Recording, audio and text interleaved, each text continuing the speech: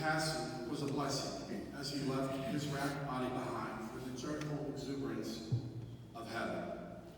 He had a fulfilling career as a surgeon and a beautiful 63-year marriage to my mom, both joining forces to raise me and my 5 siblings. As sad as it has been, somehow his passing made sense to us. He had completed his life's journey. I don't have the same feelings about Amy's passing.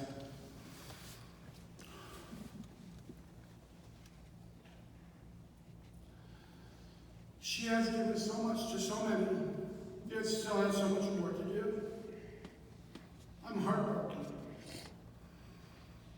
Her life's journey was abruptly truncated mid-story. How do we manage this? How do we make sense of this?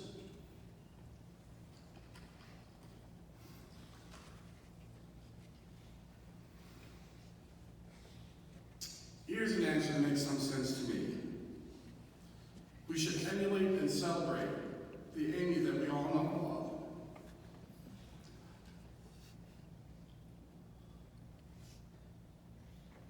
I've known Amy since 1979 when we were freshmen at Notre Dame and joined the marching band together. Amy had never even played an instrument, but really wanted to be. So last bit of drum lessons, and Amy's determination secured her a spot in the band. We were great friends for 4 years at Notre Dame, and her friendship has never wavered over the ensuing 4 decades. As I personally know, Amy never let any of our friend group drift away or wander away for too long. She was the first to notice if someone had drifted off the radar. She would make a gentle phone call to check in. After this call, almost naturally, you were back in the fold of active friendship, checking in on each other and sharing lives and stories. Who could resist this kind and yet powerful notes from Amy? Matt's sister Linda, who unfortunately can't be here today, shared a story about Amy's kindness. Many years ago, Amy and Matt attended a cookie exchange during the holiday season, gathering a bountiful tray of cookies.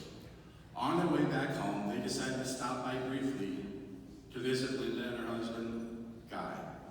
Amy brought the holiday cookie platter, groaning with the proceeds from the exchange, into Linda's house from the car so they could nibble while they chatted.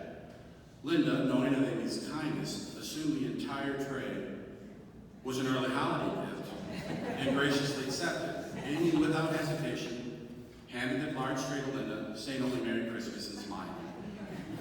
After the pleasant visit, Amy and Matt departed without any cookies.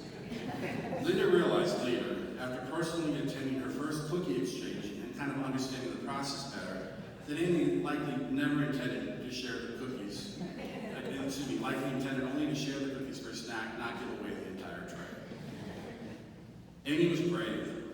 The quiet fortitude and grace she demonstrated after being diagnosed with brain cancer, and her dogged refusal to submit and succumb to self-pity was nothing short of amazing.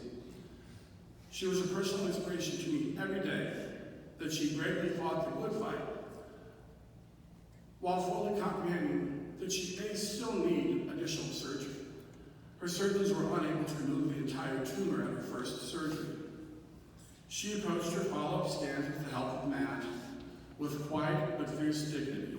She continued to participate in national and international speaking engagements, which, despite having the slightest residual aphasia, which could result in an inability to find the right word at just the right moment. She never told the audience of her health concerns to explain the occasional speech hesitation. She never cultivated sympathy. I couldn't have done any of these things with Amy's placid hopefulness and persistent joy. Amy was also a woman of passion, and her love of Notre Dame was evident in her commitment to the university. She was not content to just donate to the university. She engaged with Notre Dame to make it a better place. She was president of the San Francisco Bay Area Notre Dame Club in the 90s. She was elected to the National Notre Dame Alumni Board. She was a board member of the Notre Dame California Board. She founded and ran the Notre Dame Technology Forum for 3 decades. She was on the advisory council for the Idea Center and was recently asked to chair the Venture and Builders Committee. All great honors individually, but collectively demonstrate her love of hard work and her passion for making a difference in the world. To honor her incredible legacy, the Idea Center at Notre Dame has started the Amy Hirsch Guarino Technology Fund. This is the first crowd-funded endowment at Notre Dame. When fully funded, the endowment will financially support people and activities that help students get started in tech. If you wish to donate in Amy's memory, there is information in the programs. Thank you. Amy's passing makes no sense whatsoever. The air has shifted. The ground underneath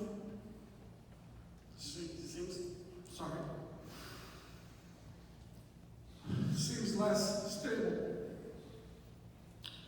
Her kindness, caring, fortitude, bravery, and empathy were integral to her. To know Amy is to know that these traits manifest me. I can only hope to honor her by striving to be the person she was inherently, and by trying to live my life as extraordinarily well as she lived hers. Thank you.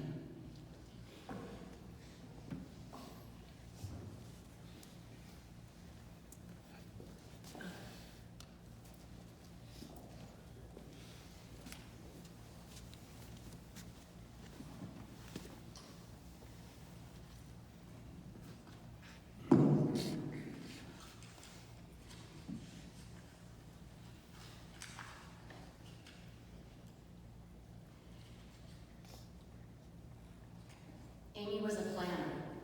She manipulated spreadsheets and charts. She managed calendars and checklists, and was that way from a very young age.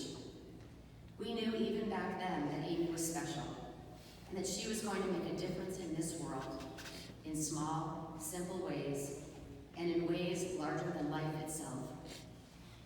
She was a planner and a goal setter, and humbly yet methodically, she set those plans into action. Born in Erie, Pennsylvania, a blue-eyed blonde with dimples that could melt anyone's heart, she was the pride and joy of our parents. I was born 3 years later. Amy and I shared an idyllic childhood, moving up and down the eastern seaboard as our dad chased job promotions. We hailed from a very large, loving, and supportive Catholic family. Parents who were married 62 years, 8 sets of aunts and uncles, and 25 first cousins, all with roots in upstate New York. Holiday times, especially Thanksgiving, were always special, as we gathered together, taking over the Hotel Syracuse, reacquainting ourselves, and as our families grew each year, meeting even new members. Amy loved this the most, and was the best at communicating, staying in touch, and making every family member feel as if they were the most important one there. She was so proud of our heritage, and loved that she built one of her own with Matt, raising their 2 boys, Rob and Matthew, here in Northern California. Amy was a creator. As children, everyone makes up games with roles that are familiar to them, so as expected, we did the same. When my cousin Holly came to visit, and gratefully she did often, the 3 of us would immediately bound down to the basement and excitedly set up shop to play hours and hours of a game we called IBM. You see, our dad was a lifetime IBMer, so that was what we were familiar with. We would set up our play telephones and typewriters, create mailbox receptacles and business cards, and organize our plan for the day's work. Amy and Holly are older than me, so of course, they acquired the big executive office suites and relegated me to a secretarial role at a smaller desk located in the hallway outside their offices. Amy and Holly would go back and forth engaging in top top-secret strategy meetings behind closed doors, and then would only come out to direct me to mail their important business papers or type up a memo on our Bob Hirsch IBM cardstock. But I never minded. I relished those times growing up with Amy and learning from her even back then. Amy was a connector, and that was apparent even in those earliest of years. She was a budding financier who was always looking for opportunities to make money and then devising ways for that money to work for her. When we lived in Atlanta, she would gather the neighborhood kids to collect bottles so that she could ultimately invest in a homemade go-kart, replete with 5-horse lawnmower engine and faux leather bench seat, no seatbelts, of course. She loved roaring down River Hill and welcomed sharing the fun with all of our friends.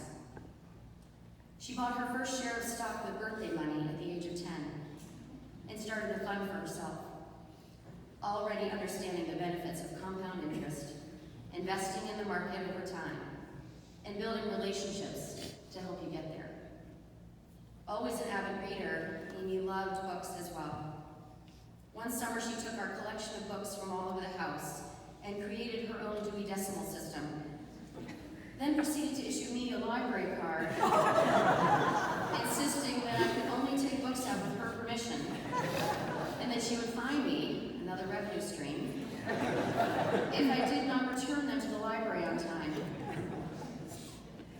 Amy was a communicator in the most humble and thoughtful ways. Her work often required long BART rides into the city or flights across the country and overseas. She always carried with her a good book to read, something to enrich her mind or her spirit. But what you may not know is that she often spent those idle hours crafting. She would think far ahead about birthdays and holidays, and would fill the time cross-stitching, as sisters make the best friends sachet for me, or making a no-sew-throw blanket for her boys. She knew the value of time.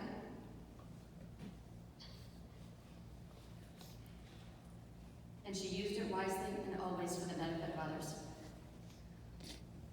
Amy was a humble leader. In 2018, she invited us to Notre Dame to watch the ND Pitt football game. She told us that she was asked to speak to a group of graduate students in their entrepreneurship class. She didn't really give us details beyond that, but when Mom, Dad, and I arrived in South Bend, we were immediately escorted to a VIP area and given oversized badges to wear around campus, indicating that we were with the Hesburgh Women of Impact. Of course, Amy never mentioned that. We later walked into a theater-style classroom where she proceeded to teach a 2-hour class to a crowd of Notre Dame graduate students who sat at attention, anxiously waiting on every word she uttered. At the close of her talk, she offered to have personal conversations with anyone who wanted to stay. Since it was Friday night of a home football weekend, the professor who was sitting in the back with us said that students would not likely stay. But as people got up to leave, instead of going out the door, they immediately formed a line to speak with Amy, offering her thoughtful words of gratitude, and then asking for helpful words of advice. Amy patiently stayed to speak to every one of them, as if they were each separate and important and worthy conversations.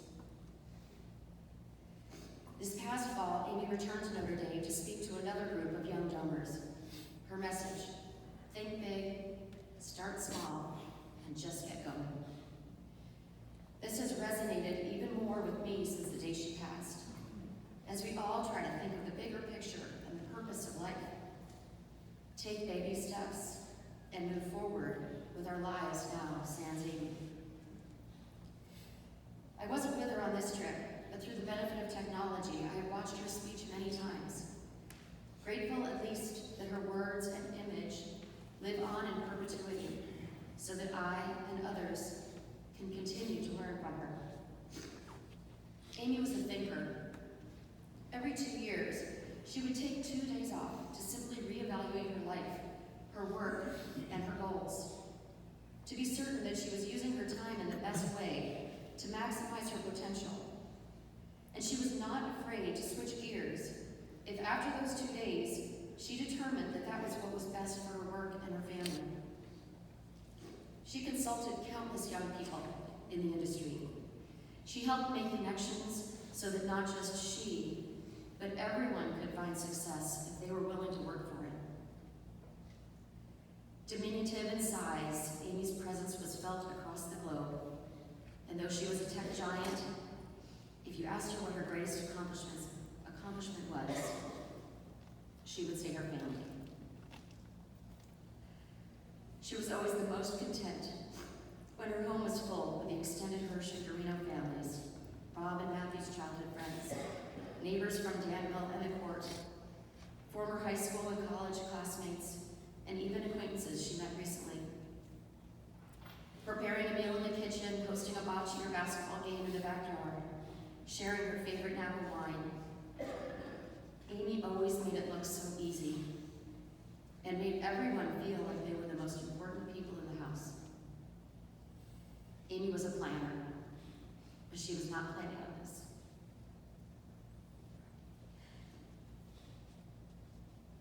This was not on any spreadsheet or checklist that she created. Having said that, I know that she would also have no regrets. She lived a life worth living. She had a blessed childhood, a devoted marriage, cherished friends, and two of the best sons anyone could dream of. She had a rewarding career, successes, and even failures to be proud of. And most importantly, a deep faith and a strong belief that one day we will all be together again. A few weeks ago, Matt asked that I help him with a painstaking yet honored task of collecting Amy's things. In a drawer, I found a worn and weathered book called The Day Awaits, a Notre Dame book of prayers. I noticed only one page was dog-eared, so I, of course, immediately turned directly to that page, curious as to why she may have done this. What spoke to her on that page that caused her to dog-ear just this one passage? It was called The Road Ahead by Thomas Merton, and if you don't mind, I'd like to close with it. My Lord God, I have no idea where I am going. I do not see the road ahead of me. I cannot know for certain where it will all end, nor do I really know myself. And the fact that I think I am following your will does not mean that I'm actually doing so. But I believe that the desire to please does in fact please you. And I hope that I have that desire in all that I'm doing. I hope that I will never do anything